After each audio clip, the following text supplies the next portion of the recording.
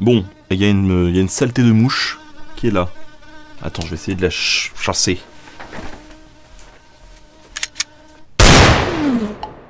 Franchement, chasser une mouche en si peu de temps, moi je dis, c'est bravo. Alors...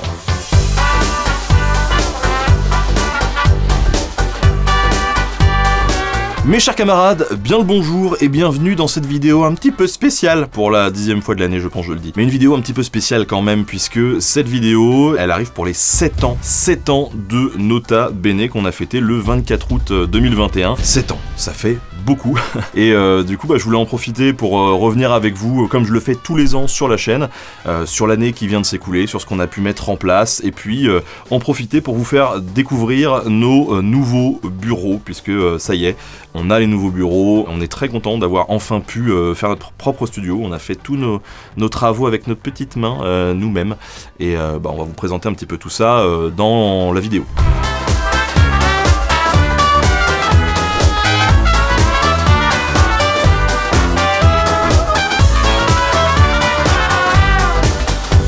7 ans sur Nota Bene, c'est quand même près de 351 vidéos, pour plus de 200 millions de vues cette année. Ça y est, on a enfin passé le cap des 200 millions de vues, c'est énorme, une fois de plus, je le dis tous les ans, mais pouvoir réussir à faire ça avec une émission d'histoire, c'était pas gagné, et honnêtement, on y pensais pas que ça serait possible.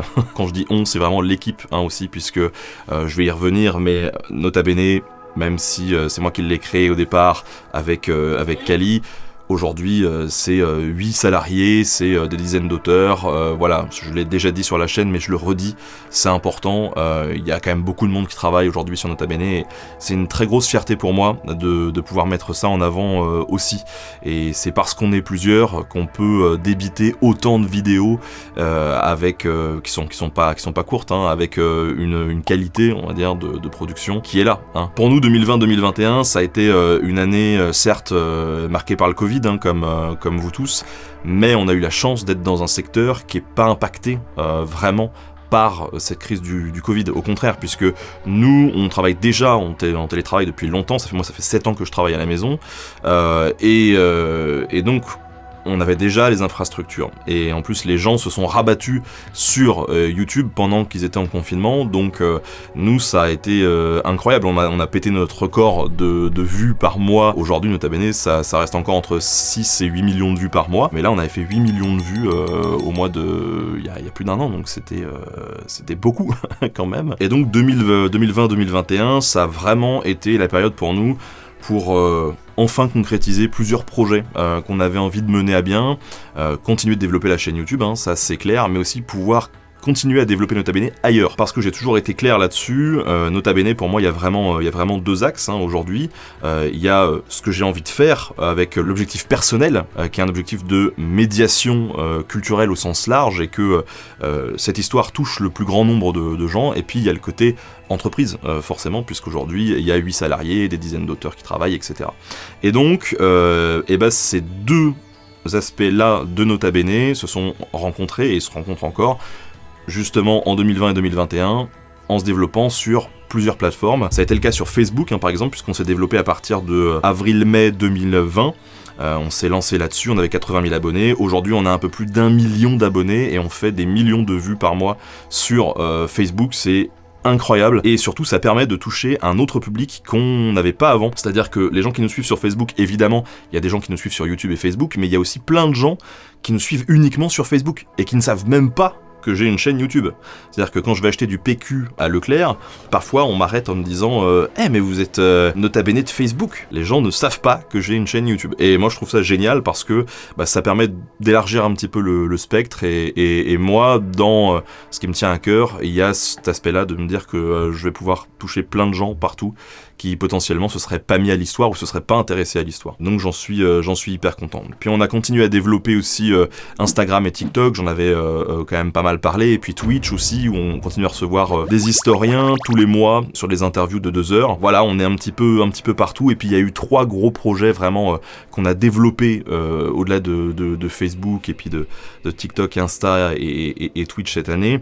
Il y a eu le crowdfunding autour du livre des Vikings, ça a été incroyable. On a lancé ce projet, alors ça fait plusieurs années qu'on que je réfléchissais à un ouvrage sur les Vikings, mais je n'osais pas trop le concrétiser. Et puis là, je m'étais dit, si je le fais, quel intérêt va y avoir par rapport à d'autres productions qui ont déjà été faites? Est-ce que c'est une bonne idée de le faire tout seul? Est-ce que j'ai le temps de le faire? Et donc on a réfléchi avec Kali, et c'est là qu'on a décidé de réunir une dream team d'auteurs, autant des gens qui sont très à l'aise dans la médiation que des spécialistes de l'âge d'or des Vikings, on va dire, et des historiens du monde scandinave. On a regroupé ce petit monde, on a lancé un crowdfunding en vous disant, on vous propose un grand livre de vulgarisation sur les Vikings, et vous avez été très nombreux à nous suivre puisqu'on est arrivé à plus de 13 000 commandes. C'est ouf. Et on est hyper content que le crowdfunding ait réussi. On a hâte de vous livrer en juin 2022 le bouquin qui sera disponible par la suite dans le commerce fin 2022, dans une édition un peu plus classique. Mais ouais, c'est ouf. On s'attendait à vendre des bouquins, mais pas autant, quoi. Vraiment pas autant. On a été surpris, on a été ému parce que ça montre vraiment qu'il y a du soutien, qu'il y a de l'intérêt autour de ce genre de projet. Tous les auteurs étaient ravis aussi de voir cet engouement autour du projet. Et donc tout le monde est en train de se défoncer pour livrer ses textes et qu'on fasse un beau livre tous ensemble qu'on va vous présenter donc en juin 2022. Donc merci vraiment à vous pour ce grand moment fort de l'année qui était le crowdfunding autour du livre des Vikings. Le deuxième moment fort aussi, ça a été le lancement en podcast de Nota Bene, puisque ça fait des années que vous me demandez s'il va pas y avoir un podcast Nota Bene, parce que vous êtes beaucoup à, par exemple, prendre la voiture ou les transports et à vouloir écouter ces émissions dans les transports ou la voiture. Donc ça y est, on l'a fait, on s'est lancé en milieu d'année, en juin 2021, sur le podcast. Alors on est sur toutes les plateformes, hein. Il y a Apple Podcast, Spotify, Deezer, toutes les applis de podcast type Podcast Addict, tout ça, donc n'hésitez pas, abonnez-vous, hein, c'est important. Et sur ces podcasts-là, on va retrouver à la fois des épisodes qui ont déjà été diffusés sur Nota Bene et qu'on va réadapter en podcast.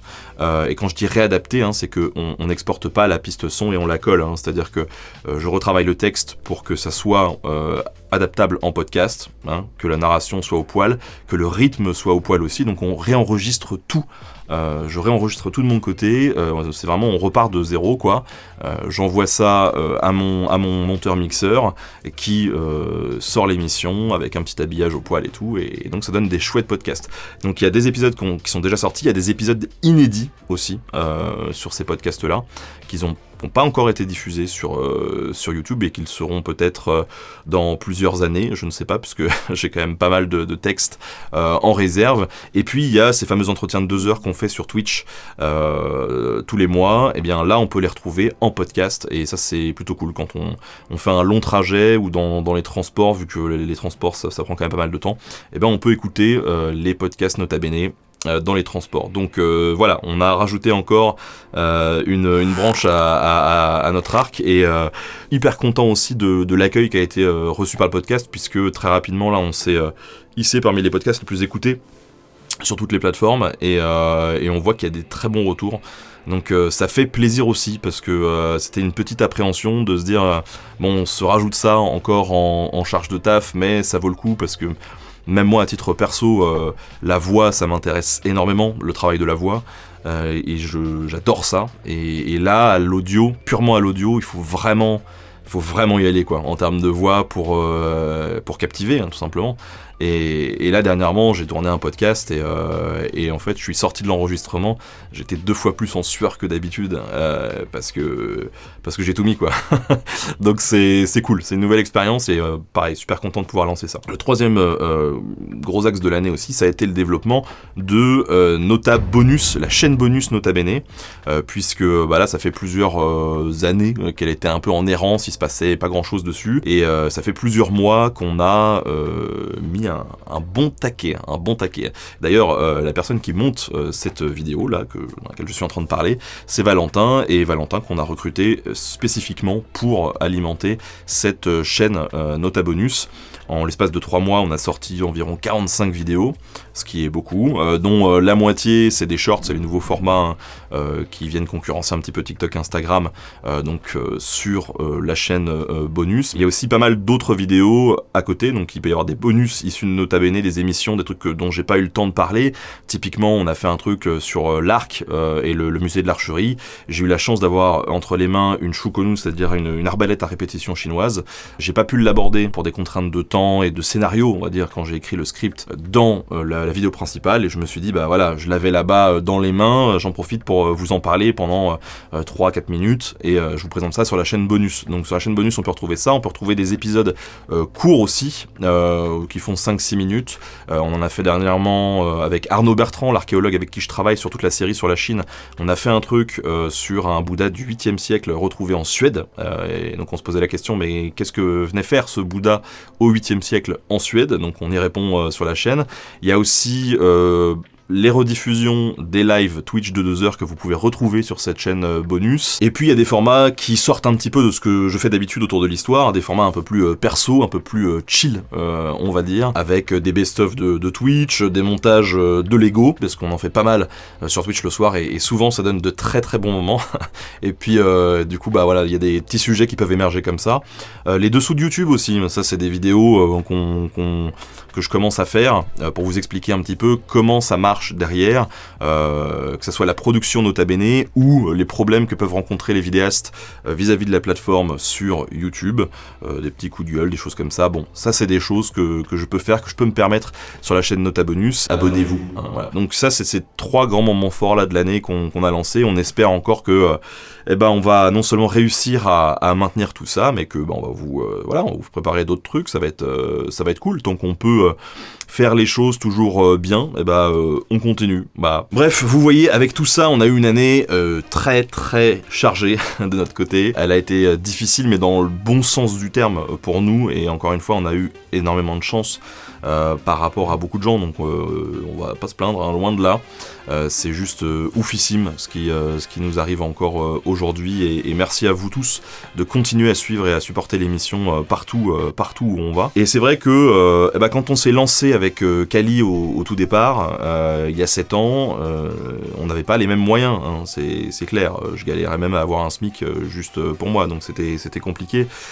Donc pour travailler, je travaillais un petit peu comme je pouvais. Mon bureau, il était dans le salon de notre appart, donc c'était pas toujours évident.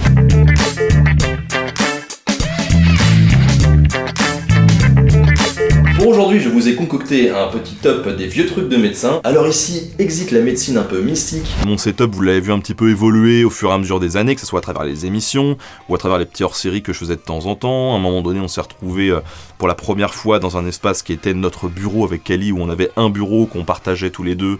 On était un peu l'un sur l'autre, mais bon, c'était comme ça, c'était mieux que rien. Au moins, on avait un espace dédié à notre bureau. Et puis voilà, la vie évoluant, on a eu de la chance d'avoir une maison. Et donc, dans cette maison, on avait 2 espaces distincts, un pour Kali, un pour moi, pour qu'on puisse travailler. Et dans cette maison, on a la chance d'avoir un sous-sol qui fait toute la surface. Et ce sous-sol-là, en gros, il y avait une pièce qui était aménagée, mais bon, un peu humide, un peu pourrie. Et le reste, c'était une cave, mais vraiment la cave, quoi. Voilà, ce qu'on a décidé de faire en 2020, ça a été d'aménager ce sous-sol. On a pratiquement fait tout seul. Les rails, le placo, les sols, tout ce que vous voulez. Le seul truc qu'on n'a pas fait tout seul, ça a été l'électricité. Parce que ça, on voulait un pro, et pour éviter de foutre le feu à la baraque. Et voilà, donc on a réussi. Aujourd'hui, le studio, la partie studio et la partie bureau, elle est quasiment terminée. Pour l'anniversaire de la chaîne, c'est dans un état qui est présentable. On est hyper content d'avoir enfin notre espace pour travailler. Et ça, c'est vraiment trop bien, ça fait du bien, vraiment, vous pouvez pas savoir, parce que là, le boulot est séparé de la vie aussi, et que c'est vrai que quand ça fait 7 ans que tu travailles tous les jours sur Nota Bene, et de temps en temps ça fait du bien quand même de pouvoir couper, de sortir de la pièce de boulot, et voilà, d'avoir la partie maison, voilà, c'est plus du travail et c'est cool. Donc je vous propose de vous montrer ça, je vous emmène avec moi, avec ma caméra, et je vous montre un petit peu à quoi ça ressemble. Voilà.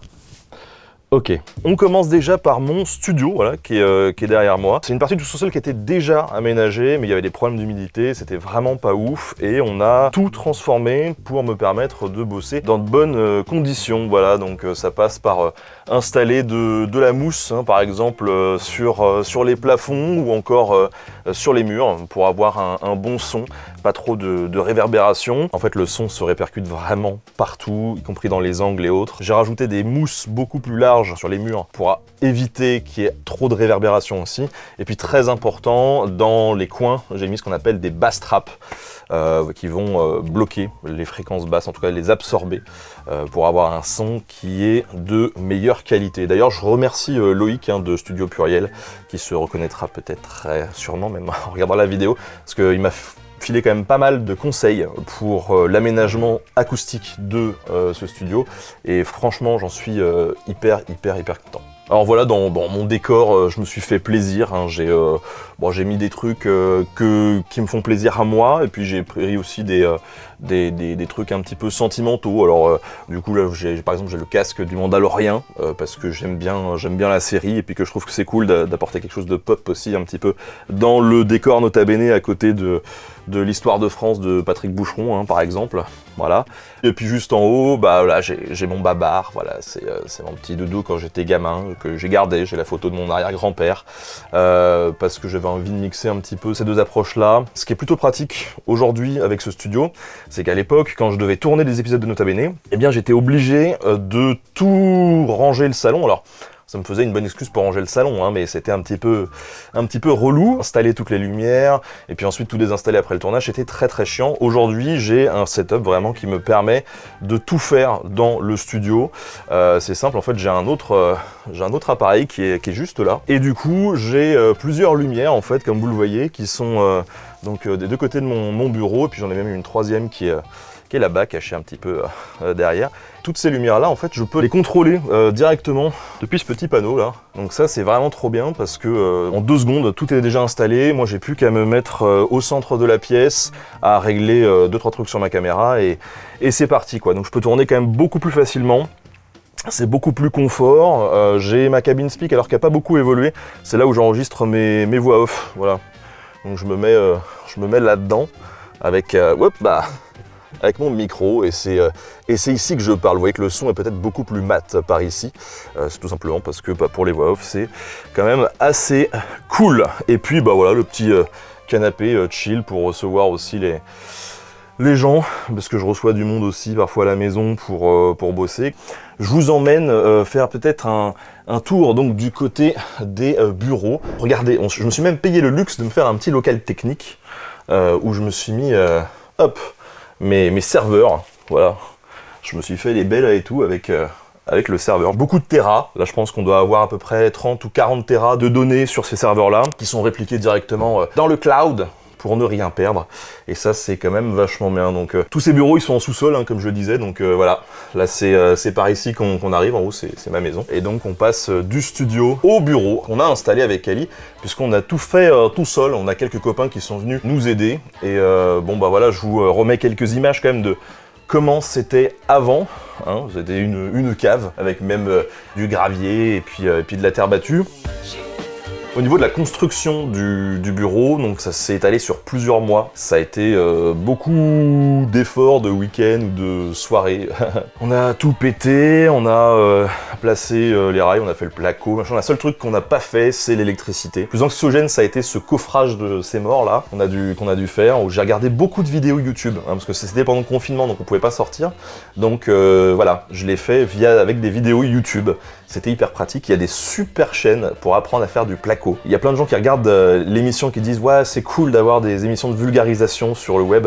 Et ben, je peux vous le dire, c'est aussi très cool d'avoir des vidéos de gars qui font du placo et qui font ça bien et qui l'expliquent bien. Parce que vraiment, sans ces vidéos YouTube là, ça aurait été un petit peu plus compliqué. Et donc voilà ce bureau. Alors, ça commence par un petit coin de chill quand même avec un canapé, et puis derrière des très beaux documents qui viennent de Chine indirectement, qui m'ont été envoyés par un des auteurs avec qui je travaille, Alexander Vestra, que je remercie pour la déco. Chaque élément de déco d'ailleurs a un petit peu son histoire. Là on a un bouclier qui nous a été offert par une artiste qui s'appelle Kaori, que vous pouvez retrouver sur internet aussi, qui fait pas mal de boucliers décoratifs et qu'on a pas mal en commande en ce moment. Et vous êtes nombreux à chaque fois à me demander où est-ce qu'on a chopé ce bouclier. Et voilà, bon, on s'en sert comme déco. Et donc là, vous avez le fameux setup Lego. Chaque objet a un peu une histoire en fait ici. Là, il y a le chemin de traverse qu'on a monté en Lego. Ici.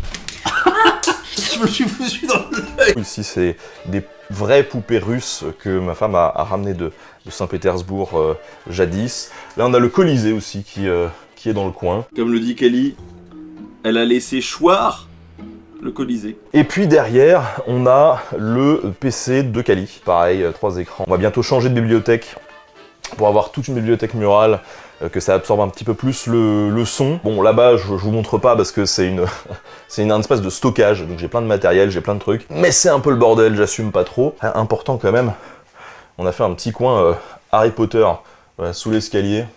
Bon, c'est pour les enfants quand on bosse et puis qu'il faut, il faut quand même qu'ils existent, donc ils viennent lire ici ou jouer, mais c'est cool. Et puis on avait acheté on avait investi dans des gros rideaux phoniques aussi. Ça c'est plutôt pratique parce que ces rideaux-là, donc ça nous permet de créer un sas entre le studio qui est là-bas et la partie bureau. Donc par exemple, quand Kali a envie de bosser et qu'elle doit par exemple travailler, qu'elle a une réunion ou autre, on peut fermer ce rideau phonique là, et l'autre qu'on a mis du côté de la maison d'Harry Potter, et donc ça crée un vrai sas où le son passe beaucoup moins, et moi je peux tourner sans risquer d'avoir des problèmes, d'être perturbé par le son de Kali qui travaille. Voilà, ce studio, on va continuer à le faire un petit peu évoluer au gré de nos besoins ou de nos envies, surtout au niveau de la déco et puis des lumières, on va rajouter encore quelques petits trucs. On est passé de l'étape je crée un truc pour le mettre sur internet, ça va être rigolo, à ça pourrait peut-être être un boulot, à ça va devenir un boulot, à c'est un boulot à temps plein, à il faut recruter des gens, et là ça y est, on a vraiment officiellement une vraie partie bureau, quoi. C'est vraiment une partie de notre baraque qui est dédiée au travail, et rien qu'à ça. Et ça c'est cool. Voilà les amis, écoutez, moi ce que je vous propose c'est de vous laisser ici sur cette vidéo. Encore une année incroyable passée avec vous. On a carburé, on est très content de tous les retours qu'on a eu sur les différents programmes, et on espère que 2021-2022 ça va être aussi génial. Voilà, il y a plein de projets qui sont dans les fagots, que ça soit en vidéo, en podcast, en livre, on a plein de trucs de prévus. Donc voilà, on se tient au courant, on se retrouve très bientôt sur la chaîne, et puis je vous souhaite une très belle année à tous de nouveau. Oui, je vous la souhaite au mois d'août, parce que c'est comme ça. Des bisous!